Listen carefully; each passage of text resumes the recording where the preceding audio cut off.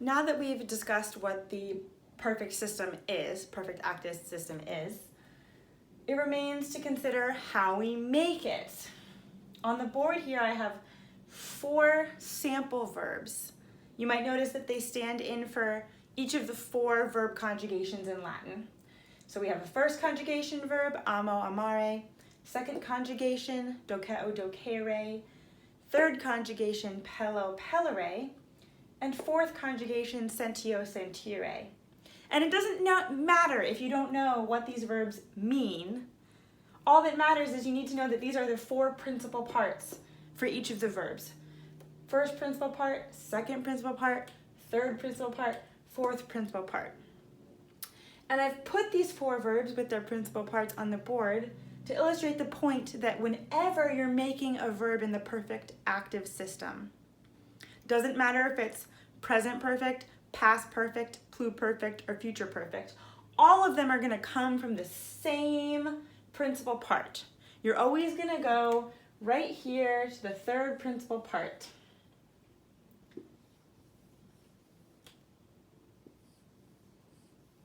And then once you have your principal part, which is like the base you're going to use to make your verb form, you need to know which part of this principal part is the verb's stem and which part is its ending.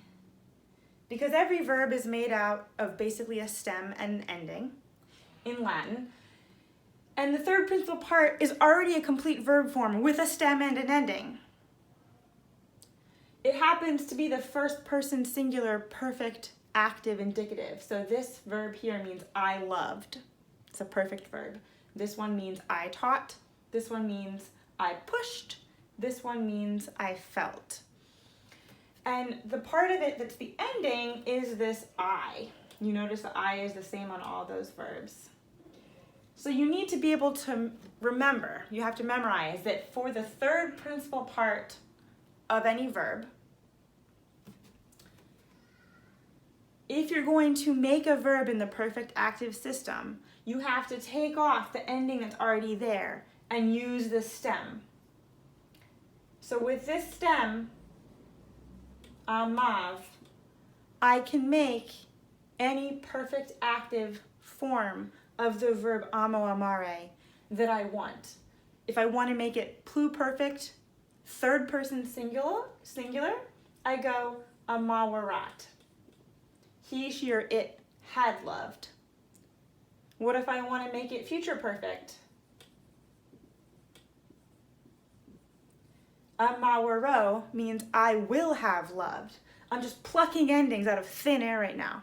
But when we go to each tense in the next videos, we'll discuss which endings are used for which verb.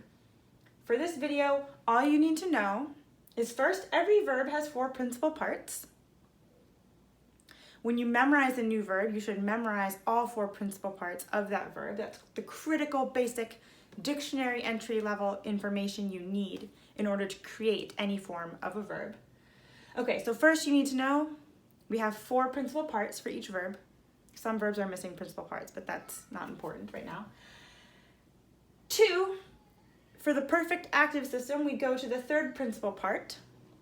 And 3, the I on that principal part is already an ending that you need to take off if you're going to make a different form of the verb. So the stem is everything there minus the I. And that's how you make verbs in the perfect.